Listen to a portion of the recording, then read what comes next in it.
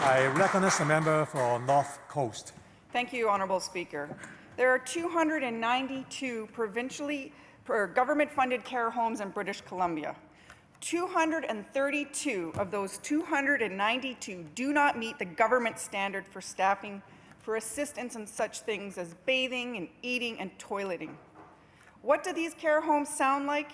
They sound like a haunted house, Honourable Speaker. Moans, groans, shouting, crying outbursts, bells incessantly ringing. What do they smell like? They smell of the putrid stench of urine, feces, body odor, and chemicals.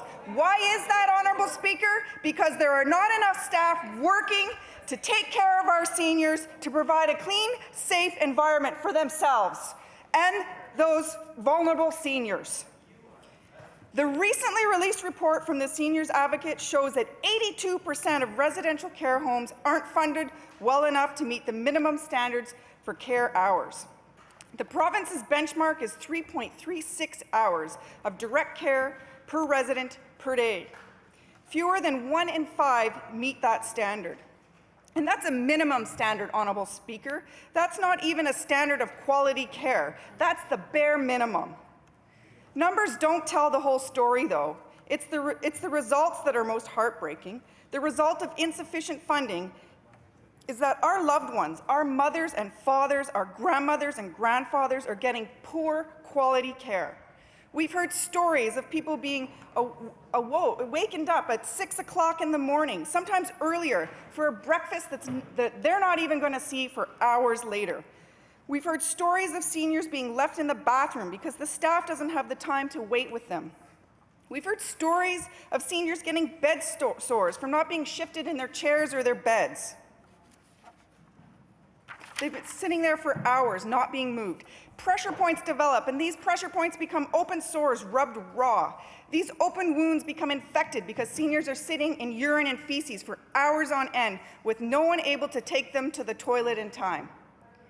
And we're seeing documented cases of chemical restraint, seniors being prescribed antipsychotic medication without a diagnosis of psychosis.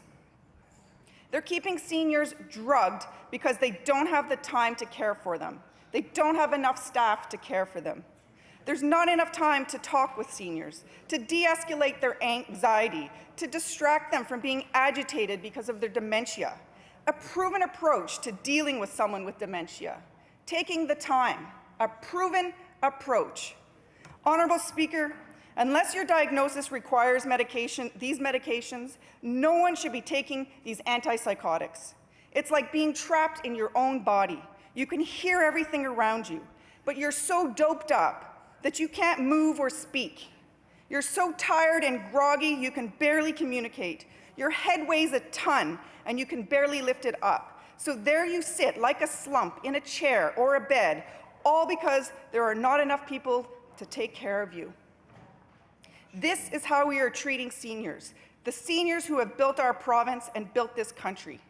They are our mothers and fathers, our grandmothers and grandfathers, our friends, our partners, our relatives, and as my honourable colleague here has just mentioned, they are people, and no one deserves to be treated as such.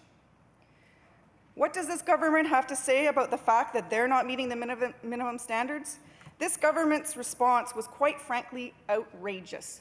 Last week, we were talking about our vulnerable seniors, and the health minister talked about the Coquihalla Highway. We wanted to know why frail elderly were being treated without dignity, and the Premier responded by talking about LNG, her laser-focused obsession of LNG. Our vulnerable citizens are not being taken care of, and she still wants to talk about LNG. Honourable Speaker, I'd like to talk about a care home in my constituency.